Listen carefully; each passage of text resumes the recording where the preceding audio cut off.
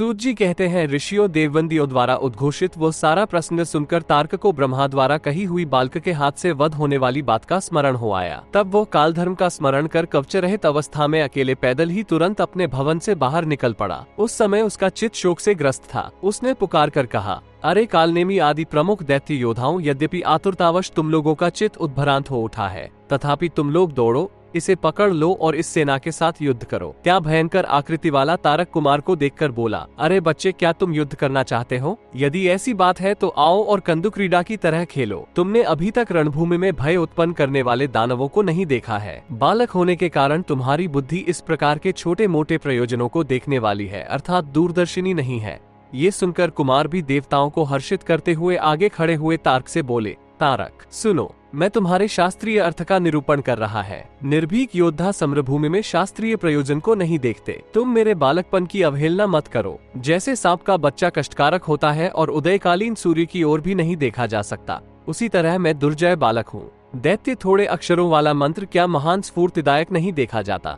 कुमार इस प्रकार की बातें कह ही रहे थे कि दैत्य ने उन पर मुद्गर से आघात किया। तब कुमार ने अपने अमोघ वर्चस्वी वज्र से उसे निरस्त कर दिया। तत्पश्चात दैत्येंद्र ने उन पर लोह निर्मित भितिपाल चलाया, किंतु देवशत्रुओं का विनाश करने वाले कार्तिकेय ने उसे हाथ से पकड़ लिया। फिर पान उस दैत्य के ऊपर घोर शब्द करती हुई गदा फेंकी। उस गदा से आहत हो वो दैत्य पर्वतराज की तरह कांप उठा। तब उस देवभूमि अजेय मान लिया और वो बुद्धि से विचार करने लगा कि निश्चय ही मेरा काल आ पहुंचा है। तदनंतर रण में भीषण कार्य करने वाले उन कुमार को क्रुद्ध देखकर कालनेमी आदि सभी दैत्येश्वर उन पर प्रहार करने लगे, परंतु उन प्रहारों का परम कांतिमान कुमार पर कुछ भी प्रभाव न पड़ा। उनका शस्त्रास्त्र छोड़ने का श्रम व्यर्थ हो गया। पुनः युद्ध निपुण देवकंटक महाबली दैत्येंद्र देवताओं सहित कुमार पर भाले और वाणों से प्रहार करने लगे। इस प्रकार दैत्यास्त्रों द्वारा प्रहार करने पर भी कुमार को कुछ भी पीड़ा न हुई, पर दानवों का वह युद्ध जब देवताओं के लिए प्राणघातक सा दिखने लगा, तब देवताओं को अत्यंत पीड़ित देख कुमार क्रुद्ध हो उठे। फिर तो उन्होंने अपने अस्त्रों के प्रहार से दानवों की सेना को खदेड़ दिया। उन अनिवार्य अस्त्रों की चोट से कालनेमी आदि सभी देवकंटक दानव घायल हो गए। तब वे युद्ध से विमुख हो भाग खड़े हुए।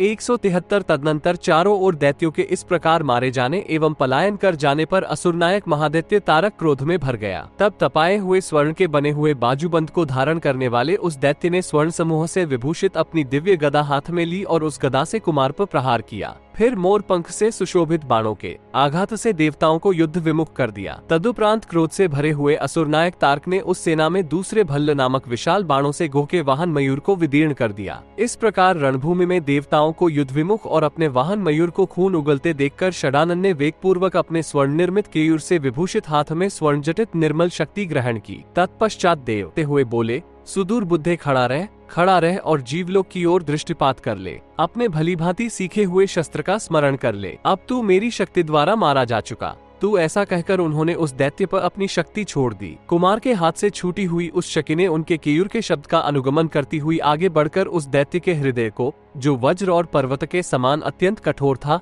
विदीर्ण कर दिया। फिर तो वो प्राण रहित हो भूतल पर उसी प्रकार गिर पड़ा जैसे प्रलय काल में पर्वत धराशायी हो जाते हैं। उसकी पगड़ी और मुकुट छिन्न भिन्न हो गए और सारे आभूषण पृथ्वी पर बिखर गए। 1826 इस प्रकार उस दैत्य के मारे जाने पर देवताओं के उस महोत्सव के अवसर पर नरकों में भी कोई पापकर्मा प्राणी दुखी नहीं था। परम तेजस्वी देवगण षडानन की स्तुति करके अपनी अपनी स्त्रियों सहित क्रीड़ा करते हुए उत्सुकता पूर्वक अपने अपने गृहों को चले गए। सभी इच्छाओं की पूर्ति हो जाने के कारण सभी देवता परम संतुष्ट थे। वे जाते समय तपोधन सिद्धों के साथ स्कंद को वर देते हुए बोले, देवताओं ने कहा, जो महाबुद्धिमान मरण धर्मा मनुष्य स्कंद से संबंध रखने वाली इस कथा को पढ़ेगा, सुनेगा अथवा दूसरे को सुनाएगा, वह कीर्तिमान, दीर्घायु, सौभाग्यशाली, श्री संपन्न, कांतिमान, शुभ दर्शन, सभी प्राणियों से निर्भय और संपूर्ण दुखों से रहित हो जाएगा। जो मनुष्य प्रातःकालिक संध्या की उपासना करने के बाद स्कंद के चरित्र का पाठ करेगा, वो संपूर्ण पापों से मुक्त होकर महान धनराशि का स्वामी होगा। ये परम दिव्य स्कंद चरित बालकों, रोगियों और राजद्वार पर सेवा करने वाले पुरुषों के लिए सर्वदा सभी कामनाओं को पूर्ण करने वाला है। इसका पाठ करने वाला मनुष्य शरीरांत होने पर षडानन की सायुज्यता को प्राप्त हो जाएगा।